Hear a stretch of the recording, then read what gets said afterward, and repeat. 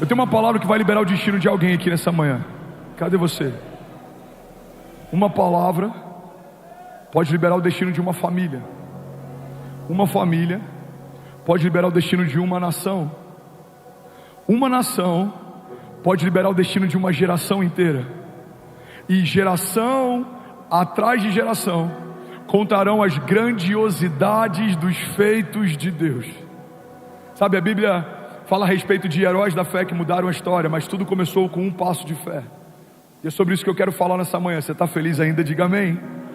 Antes da gente começar, eu queria convocar aqui pelo menos uns 400 incendiários.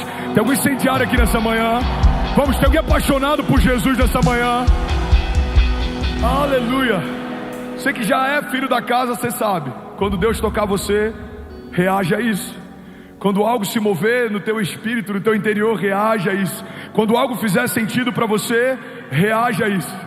Você pode ficar de pé no seu lugar, você pode celebrar, você pode gritar, você pode correr, mas em nome de Jesus, faça alguma coisa enquanto Deus está mudando a sua história. Você está comigo? Diga amém.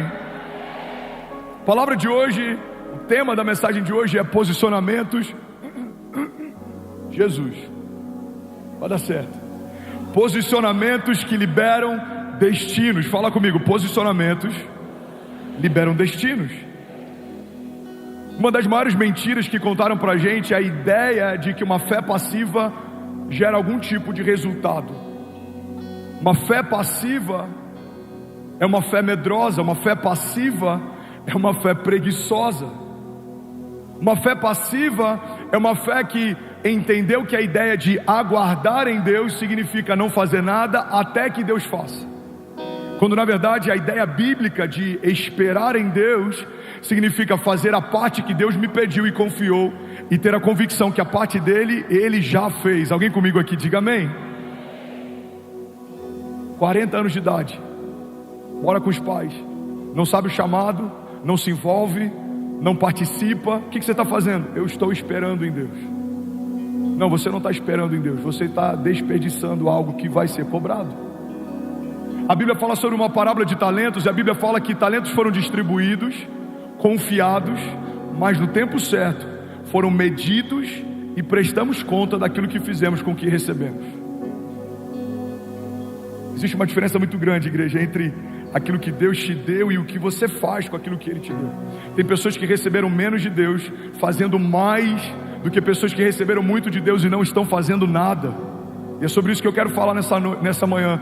Eu quero chacoalhar você, despertar você, ativar você, para que você saia daqui nessa manhã sonhando os sonhos de Deus. Nada menos do que os sonhos de Deus, nada menor do que a vontade de Deus. Vamos, alguém aqui? Nada abaixo do que as promessas de Deus. Não, você não vai se encantar com os presentes de Deus. Os presentes de Deus são presentes, mas não são mais importantes do que a presença dEle. Não, você não vai descansar e ficar confortável demais nos palácios. É nesse lugar que muitos reis perderam as suas guerras. As distrações matam mais do que muitos gigantes.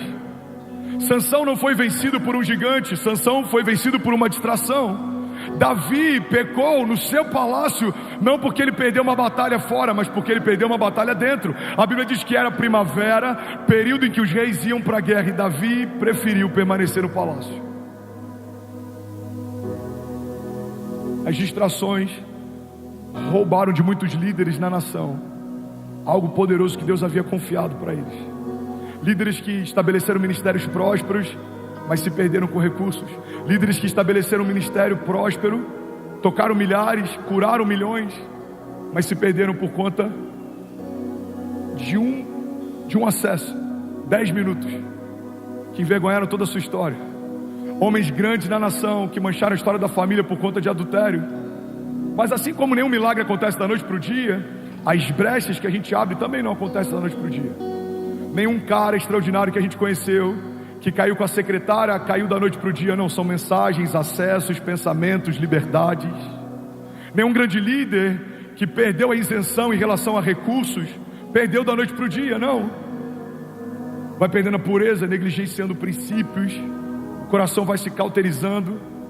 Então eu vim aqui nessa manhã te lembrar que assim como posicionamentos que nos levam para caminhos de morte, são escolhas que a gente faz posicionamentos que nos levam para caminhos de vida também. E é esse bom caminho, e é essa boa parte que você e a sua casa vão escolher e vão viver em nome de Jesus. Se alguém está comigo aqui em nome de Jesus, diga amém.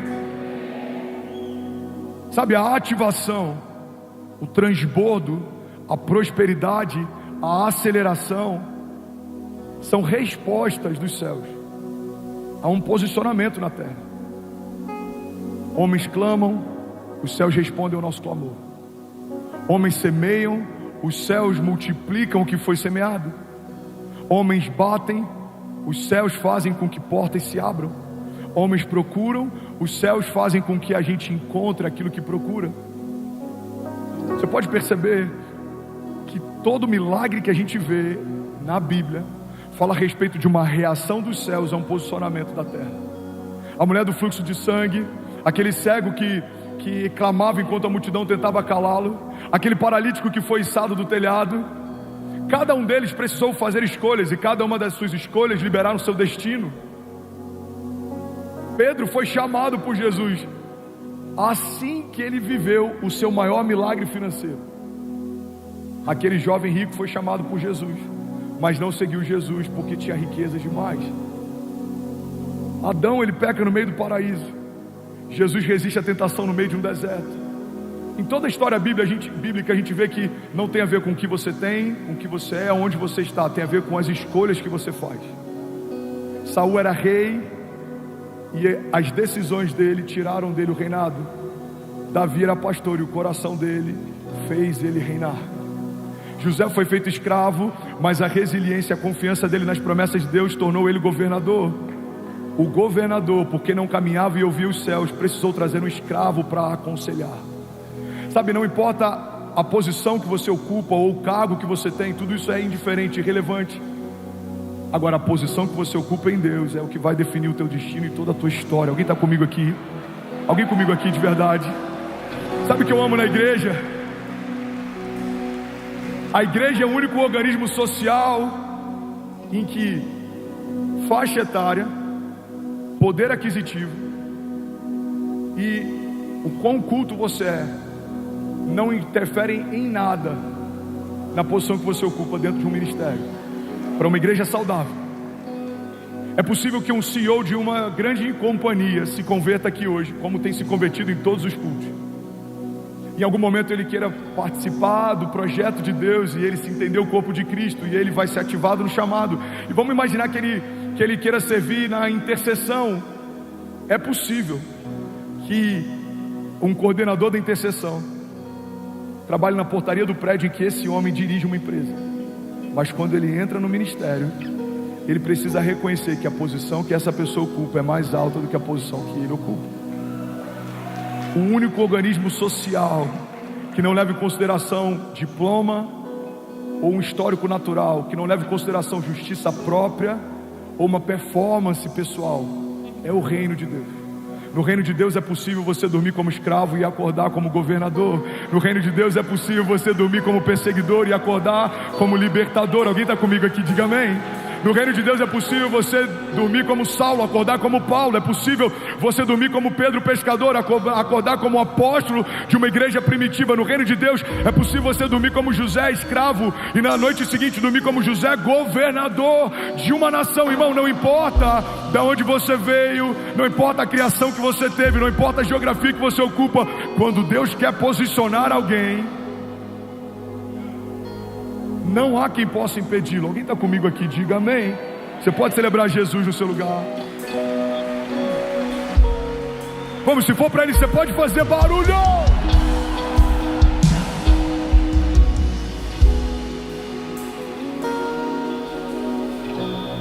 Agora, o que diferencia homens naturais que se tornam extraordinários e homens extraordinários que escrevem uma história ordinária? É o seu posicionamento, é o seu nível de obediência, é o seu nível de resiliência, é o seu nível de honra. Ontem a gente fez o último Experience. Se puder abaixar só um pouquinho o teclado. Ontem a gente fez o nosso último Experience em Curitiba. Percorremos 6 estados em 6 dias, em algumas cidades 2 sessões, café à tarde com todos os pastores, todos os dias. Reunião depois dos cultos, todas as noites. Fizemos o Experience, mais de 10 mil pessoas no auditório, 130 mil pessoas online. No dia seguinte embarcamos de novo. Ontem, na última sessão do último culto, do último estado, da última cidade, eu estava exausto.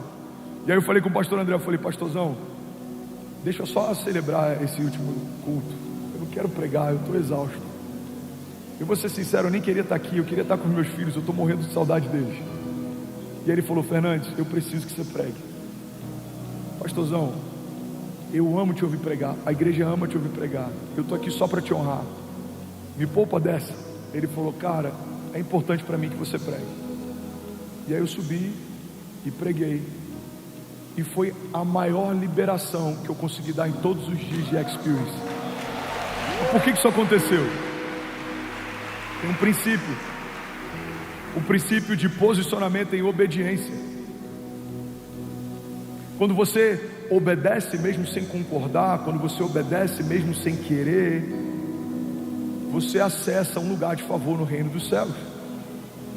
Jesus cumpriu esse princípio. Jesus está diante da morte, ele está a alguns momentos de se entregar na cruz. Ele fala: Pai, se possível for, afasta de mim esse cálice, mas todavia seja feita a tua vontade, não a minha.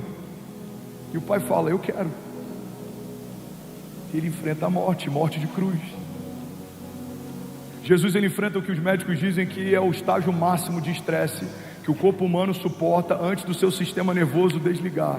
Jesus transpira sangue, mas ainda assim obedece ao Pai. Em todos os momentos na Bíblia a gente vê Jesus chamando o Pai de Pai. Dizem que ele é bom e ele fala: não, bom é o Pai que está nos céus.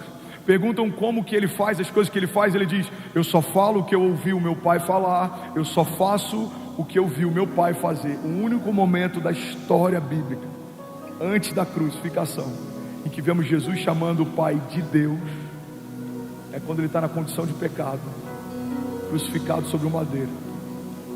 Pela primeira vez, Jesus não chama o Pai de Pai, ele chama o Pai de Deus. Ele fala: Deus meu, por que me desamparaste?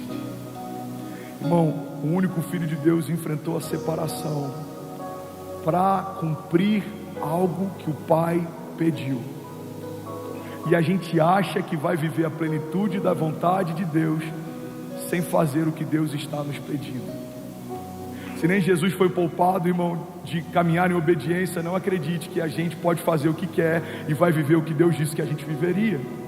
A única pessoa que pode frustrar os planos de Deus sobre a sua vida é você. Porque quando Deus profetizou algo, prometeu algo, comunicou algo, existe uma dinâmica criativa nos céus. Tudo que sai da boca de Deus se torna automaticamente uma realidade nos céus.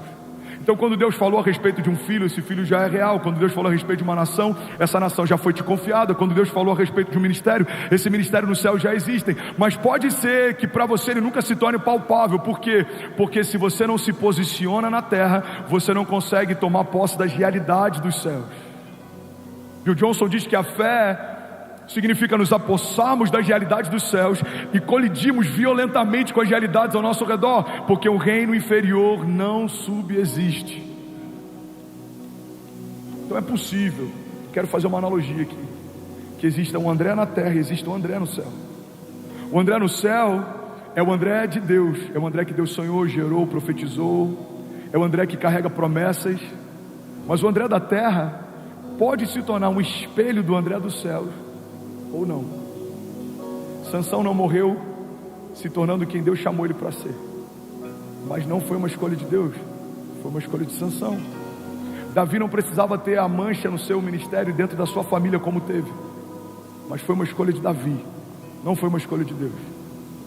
Todos os heróis da fé fizeram boas escolhas e escolhas ruins, mas eles estão na galeria dos heróis da fé porque fizeram mais escolhas boas do que ruins. Irmão, guarda isso aqui em nome de Jesus. A gente vai errar no meio da nossa jornada, a gente vai forçar portas que a gente achou que a gente estava rompendo elas, a gente vai entrar em ambiente que a gente achou que foi Deus que proveu, mas na verdade era a gente que queria. A gente vai fazer projetos que a gente achou que era uma ideia de Deus, mas na verdade eram ideias nossas, e está tudo bem. Agora o que você não pode perder é o temor de, quando entender que não é de Deus, voltar para o lugar que Deus pediu para estar.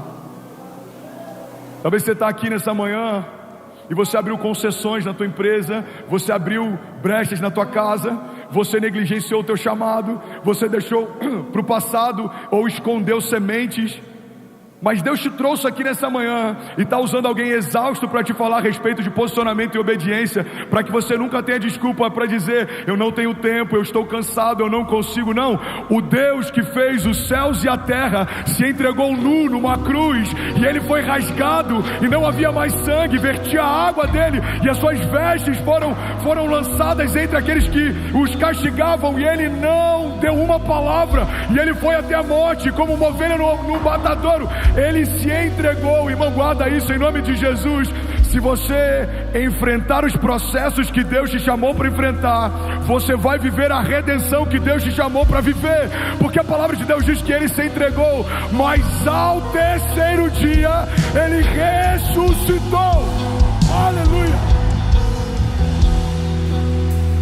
aleluia. Alguém comigo aqui? Choredarabababacê. Ainda bem que eu vi Jesus.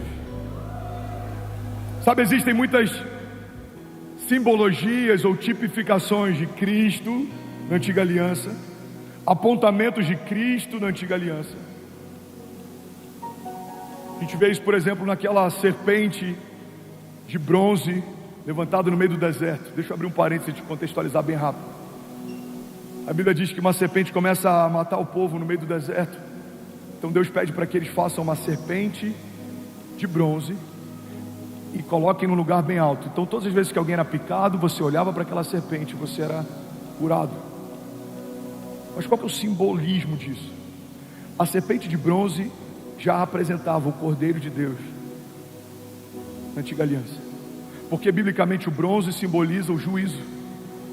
Então, quando você olhava para a serpente e o seu veneno era curado, simbolicamente o que Deus está dizendo é que nós fomos libertos, salvos, porque alguém tomou sobre si o nosso pecado, para que nós fôssemos libertos. A serpente de bronze no deserto apontava para Jesus. O pedido que foi feito a Abraão apontava para Jesus. Abraão entrega o seu único filho como sacrifício, ele provê um cordeiro para que seja entregue morto, já apontava para Jesus. A gente vê Jesus implícito em vários momentos, a gente vê Jesus apontado em vários momentos, a gente vê Jesus simbolicamente em vários momentos. Mas sabe o que eu acho interessante? Você está comigo? Diga amém. Quando Abraão está prestes a entregar o seu filho, o pai fala: não, basta, até aqui, você não precisa, eu já conheço o seu coração. Mas você concorda que Deus poderia ter feito a mesma coisa com Jesus na cruz do Calvário? Jesus está na cruz e ele fala: não, filho, até aqui, pode descer, eu já conheço o seu coração. Mas por que Deus não fez isso? Porque a cruz não era para testar o coração de Jesus. Jesus precisava morrer naquele madeiro, por um princípio. Jesus, guarda isso aqui, irmão, só poderia ressuscitar se ele tivesse morrido. Logo, o novo de Deus na sua história só pode acontecer quando o velho morrer também. O novo não é uma reforma de Deus sobre algo velho que permanece de pé, não. O novo de Deus significa algo novo sendo gerado no meio das ruínas do seu passado. O que existia não existe mais, o que você fazia não faz mais, o que você falava não fala mais, o que você pensava não pensa mais, o que você gostava não gosta mais, porque Deus está fazendo uma coisa nova. Alguém comigo aqui em nome de Jesus? Em Abraão ele fala: não precisa, eu só quero testar o seu coração. Mas em Jesus ele fala: você tem que morrer, porque só pode ressuscitar o que morreu um dia. Irmão, guarda isso aqui: Deus não usa nada que já foi usado. Como assim, pastor? Me explica a história de Saulo então. Me explica a história de vários homens, me explica a sua história. Não, irmão, Deus não usa nada que já foi usado, é por isso que ele quebra e faz algo novo. Deus não usa o Saulo velho, não. Deus usa o Paulo novo. Deus não usa o André como ele estava, não. Deus matou o André e fez o André novo. Deus não vai usar a sua casa melhorando a conduta moral, não. Deus quer fazer uma nova casa, uma nova família, novos sonhos, novas vestes, novos passos de fé. Alguém comigo aqui em nome de Jesus? Aleluia, aleluia. Em que momento entendemos que evangelho é uma moderação de usos, costumes e condutas? Em que momento reduzimos a verdade do novo nascimento e o poder de uma aliança feita com o sangue do próprio Deus a um clube social que xinga menos ou não xinga, bebe menos ou não bebe? O evangelho não é só sobre você ser alguém comedido ou conservador. O evangelho fala a respeito de um escravo que se tornou filho. Fala a respeito de alguém que era cativo e agora é um libertador. Fala a respeito de alguém que viveu um milagre e agora é um canal de milagres. Fala a respeito de alguém que foi curado e agora por onde passa a cura. Fala a respeito de alguém que foi chamado e aceitou o chamado e agora por onde passa algo acontece, irmão. O evangelho é loucura para quem não crê, mas para nós que cremos ele é o poder de Deus.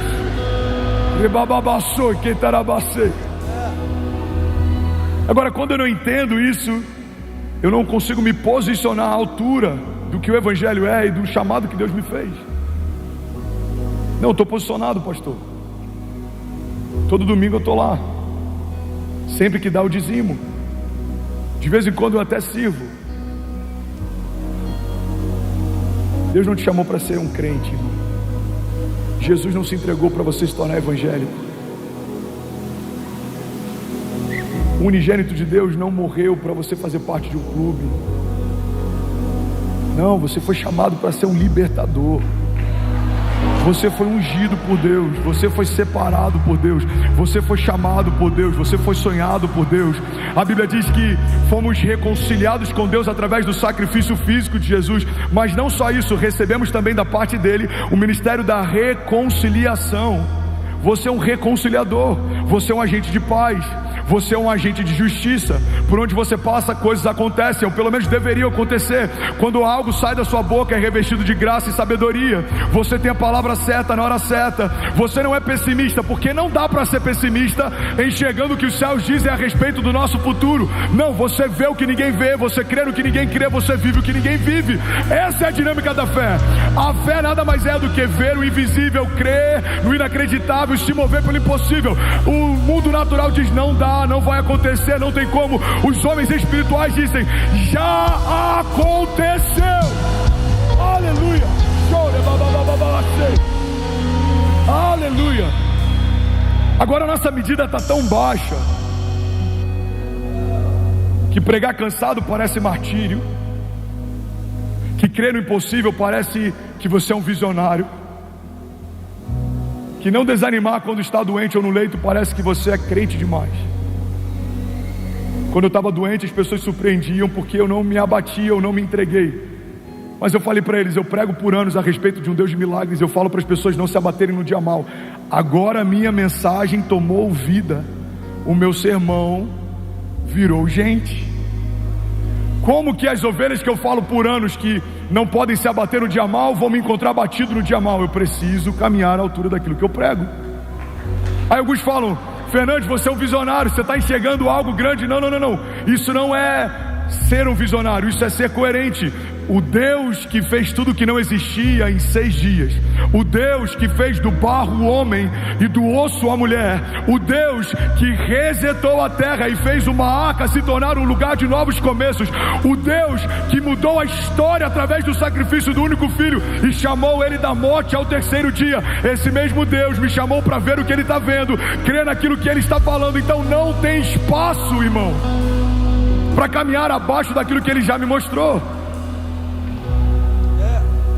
O que a gente precisa gastar tempo é vendo o que Deus está vendo. E depois que você enxergar isso, você precisa caminhar à altura daquilo que ele te mostrou. No mundo dos negócios eles chamam de big picture. Você tem que ter uma big picture, ou você tem que ter um big idea. Você tem que ter uma ideia principal. Você tem que ter algo que ancora tudo que vai ser construído no entorno.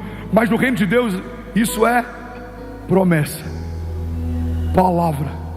Deus te prometeu algo, Deus te mostrou algo, Deus te falou algo. E enquanto ele te falava, isso já se tornava realidade.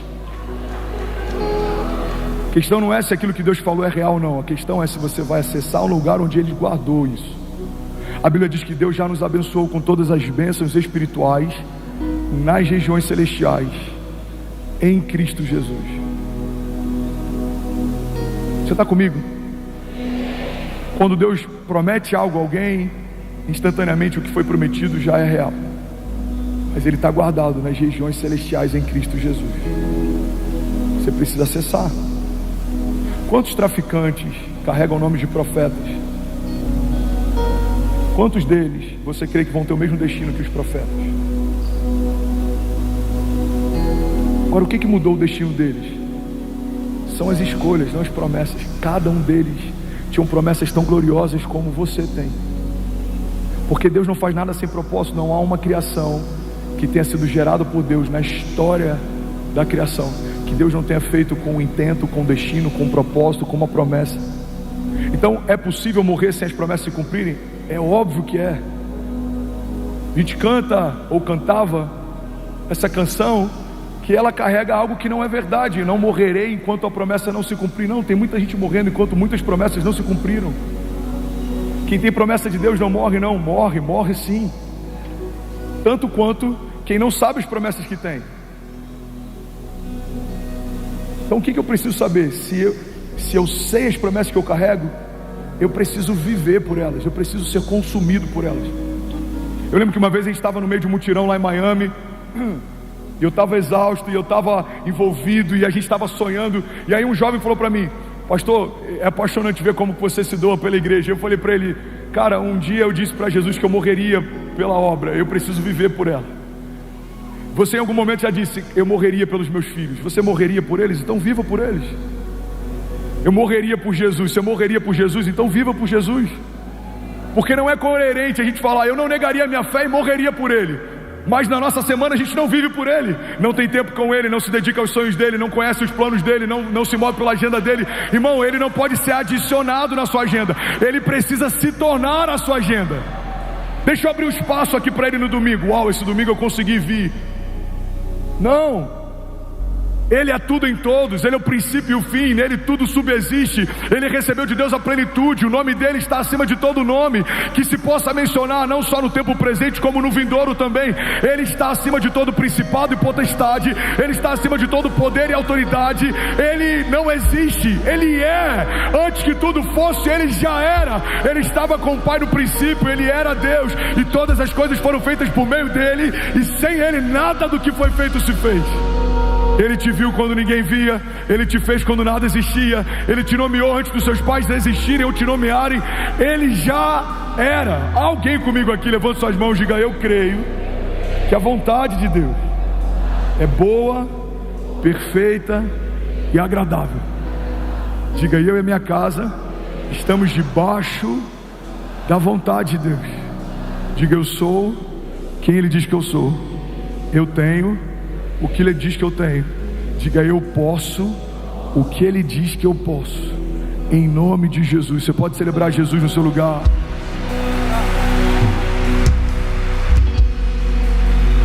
Vamos, alguém aqui pode fazer barulho nessa manhã? Aleluia. Vocês estão felizes ainda? Jesus, Espanha, Austrália, Angola, Suíça, Paraguai, França. Somos mais de 15 mil famílias conectadas agora pela manhã. Você pode celebrar.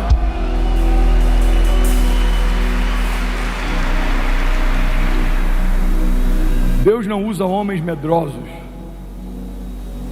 nem preguiçosos, nem passivos. Deus não usa homens que são bons em desculpas ou vitimistas. Mas Deus também não precisa que você seja bom naturalmente para aquilo que Ele vai fazer, porque não é sobre você, é só sobre o seu posicionamento. Ele usa um homem que não é bom de fala para falar com o faraó. Ele dá para ele um cajado e um pedaço de madeira abre o mar. É porque nunca foi sobre o pedaço de madeira ou sobre a qualidade da fala que ele tinha, sempre foi sobre um posicionamento que ele teve. Deus disse vai e ele foi. Deus disse fala, ele falou. Deus disse confia, ele confiou. Deus disse toca, ele tocou. E tudo aconteceu a partir dos posicionamentos que Moisés teve. Nunca foi sobre a capacidade produtiva de Noé ou sobre a tecnologia de engenharia daquela arca. Sempre foi sobre o posicionamento de Noé. Enquanto ele construía algo que Deus pediu para construir, todos ao seu redor zombavam da sua construção. Noé parecia estúpido até as primeiras gotas de chuva caírem. nunca foi sobre a eloquência de Pedro ou sobre a sua teologia. Ele era um pescador rude, não era culto, não era douto, mas ele acaba de viver o maior milagre financeiro e abre mão da sua maior pescaria para seguir a um Deus de milagres. Irmão, olha para mim em nome de Jesus. Muitos de nós fomos chamados assim como Pedro foi, mas preferimos ficar com a última pesca maravilhosa do que seguir Jesus, aquele que faz milagres. Quantos aqui pediram coisas para Deus enquanto receberam, deixaram Deus seguindo, mas preferiram permanecer no lugar do último grande milagre?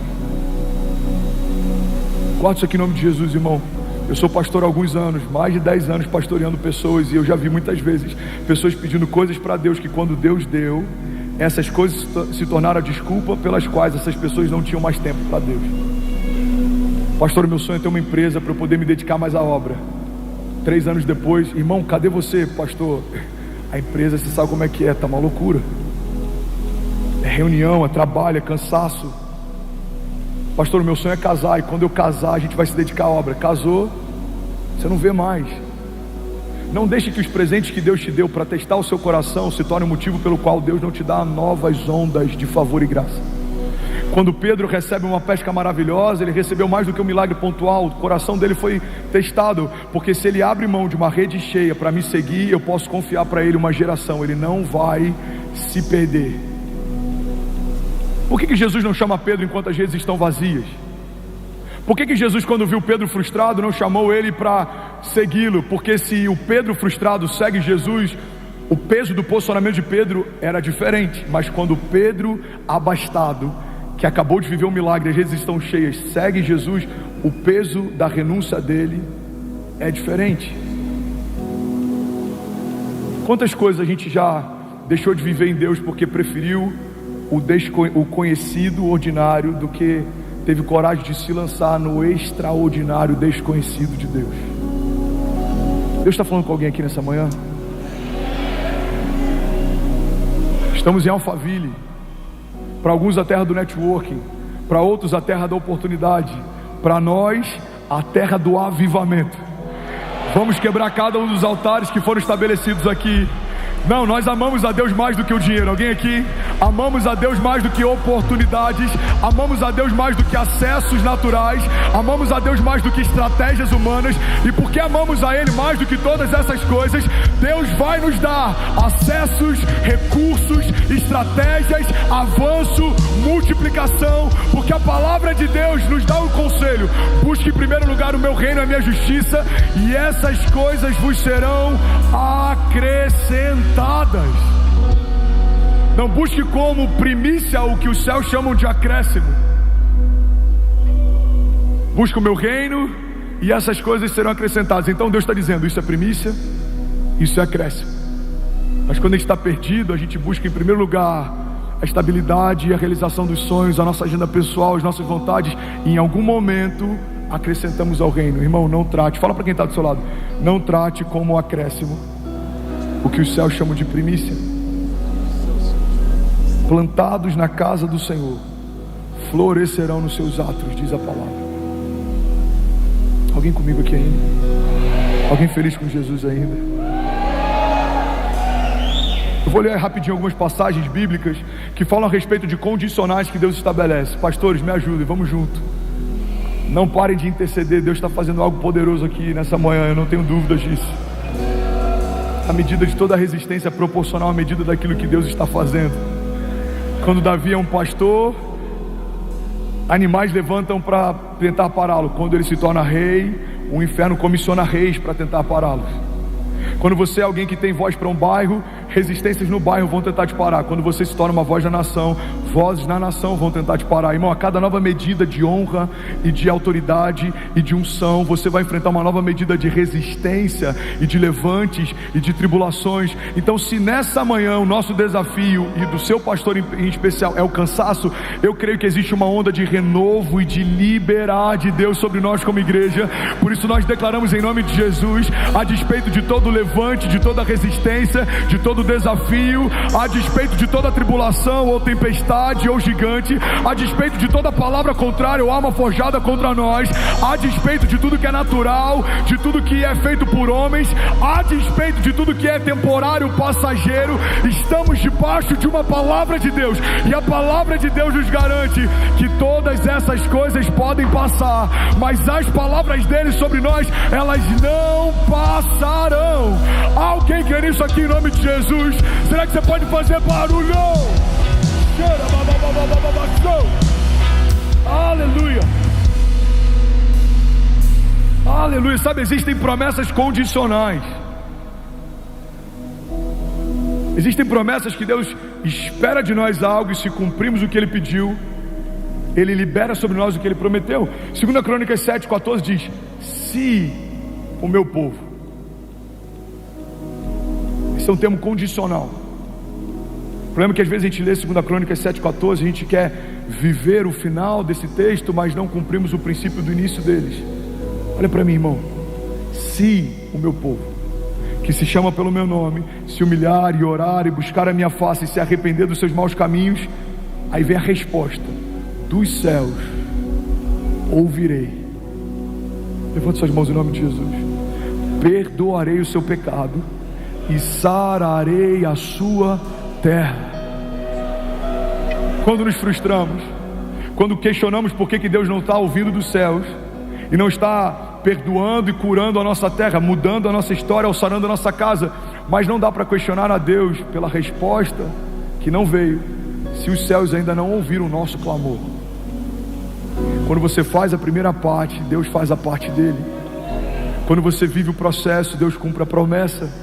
Quando você vive o princípio, Deus cumpre aquilo que te prometeu. A palavra de Deus está dizendo: se o meu povo se humilhar, se arrepender e clamar, aí vem a resposta: dos céus eu ouvirei, perdoarei e sararei a sua terra. Jeremias 29:13 diz: vocês me procurarão e me acharão quando me procurarem de todo o vosso coração. Lucas 24:49 diz: e eu lhes envio a promessa do meu Pai, mas fiquem em Jerusalém até serem revestidos do poder do alto. João 15:7 diz: se vocês permanecerem em mim e as minhas palavras permanecerem em vocês, me pedirão o que quiserem e lhes será concedido. Lagoinha Alphaville, olha para mim em nome de Jesus. Se você permanecer em Deus e as palavras de Deus permanecerem em você, você pode pedir o que você quiser, que vai ser concedido. Porque o que você quer pedir se tornou a mesma coisa que Deus já queria te dar. O seu coração está alinhado com o coração dele, a tua agenda está alinhada com a agenda dele, a tua vontade está alinhada com a vontade dele. Eu lembro que no início da minha jornada de fé, eu li João 15 e eu surtei. Eu falei: irmão, eu posso pedir o que eu quiser e Deus pode me dar? Aí meu discipulador Zé, na época, falou: pode, se você estiver nele, as palavras dele estiverem em você. Eu falei: mas eu posso pedir o que eu quiser? Pode, se você estiver nele, as palavras dele estiverem em você. Eu falei: mas o que muda? Ele falou: muda que quando você está nele, as palavras dele estão em você, o que você quer pedir já é o que ele queria te dar. Você se tornou um, não tem espaço, não tem divisão. Vamos, alguém aqui? Você vai pedir: pai, eu quero uma família. Ele fala: bom pedido, eu vou te dar uma família. Eu já queria te dar, filho. Pai, eu quero uma nação. Uau, muito bom. Eu já queria te confiar, porque você agora me pede aquilo que eu já desenhei a teu respeito. O salmista diz: todos os meus dias foram escritos pelo Senhor no seu livro, antes de qualquer um deles existir. Vamos, levante suas mãos, deixa eu profetizar sobre alguém aqui. Feche teus olhos em nome de Jesus. Pai, nós cremos numa igreja alinhada com a tua agenda. Nós cremos em famílias que caminham debaixo da tua vontade. Nós cremos em homens que governam na terra porque ouvem os céus.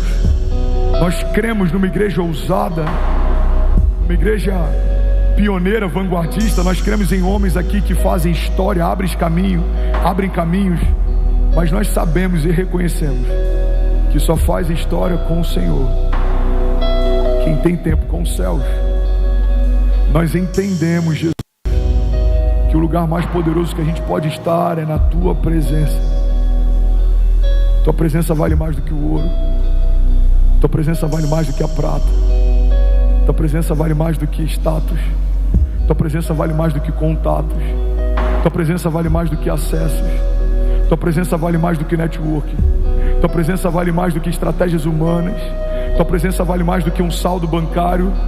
Porque nós conhecemos, Paizinho, ao longo da história bíblica, homens que tinham um saldo zerado, mas não saíram da tua presença, e da noite para o dia se tornaram reis e prosperaram. Jesus, nós conhecemos através da história bíblica homens que eram escravos, cativos, mas porque não abriram mão da tua presença, governaram nações. Pai, eu declaro sobre homens e mulheres aqui posicionados, que não importa o saldo que eles têm, a geografia que eles ocupam, a família que eles vieram, que tipo de criação eles tiveram, não importa, Jesus, como foi o último ano, não importa como foram os últimos 10 anos, se a gente se posicionar a partir de hoje, se nós cremos e não duvidarmos, se nós clamarmos e nós buscarmos, se nós confiarmos no Senhor, a partir de hoje, o Senhor vai trocar nomes de pessoas aqui nessa manhã, o Senhor vai trocar vestes de homens e mulheres nessa manhã, o Senhor vai liberar destinos proféticos de famílias inteiras nessa manhã. O Senhor vai levantar avivalistas, libertadores, patrocinadores do teu reino nessa manhã. O Senhor vai levantar homens fortes, homens que lideram centúrias, homens que lideram 100, homens que lideram 1000, homens que lideram 10.000. Pai, nós cremos, o Senhor pode, com uma palavra tua, liberar destinos nessa manhã. Homens que tocarão nações, homens que tocarão estados, homens que tocarão cidades. A tua palavra diz: pede-me e eu te darei nações por herança e os confins da terra como a tua propriedade. Pai, eu te peço, nos confia a nação, nos dá acesso em mesas altas, em lugares específicos. Jesus, nos dá voz de conselho para aconselhar homens que tomam decisões, que mudam destinos. Jesus, nos dá a palavra certa na hora certa, nos dá sabedoria que excede a nossa idade, nos dá autoridade que excede o nosso tamanho, nos dá alcance que excede aquilo que poderia ser justificado. Alguns vão dizer: não faz sentido falar como fala tendo a idade que tem, não faz sentido estar onde está tendo a história que teve, não faz sentido ter os recursos que tem vindo de onde veio. Mas em todos esses momentos nós diremos: o Deus de milagres mudou a nossa história. Vejam, Ele está fazendo uma coisa nova. Vocês não percebem? Quantos creem, Lagoinha, que Deus está fazendo uma coisa nova? Será que você pode dar um brado de liberdade no seu lugar? Vamos, será que alguém pode fazer barulho? Aleluia! Aleluia! Vamos, você pode celebrar Jesus por um minuto. Exalte a Ele, exalte a Ele, exalte a Ele, exalte a Ele. Santo! Bom, você acabou de assistir uma mensagem aqui do nosso canal. Eu tenho certeza que ela te edificou e que ela vai gerar algo novo em você. E a gente separou mais 2 vídeos. Eu quero deixar essas indicações aqui para você continuar queimando com Jesus. E eu quero muito te fazer um pedido também. Se essa mensagem te edificou, comenta aqui embaixo, segue o canal, me ajuda a compartilhar para que mais pessoas sejam tocadas também. Deus te abençoe.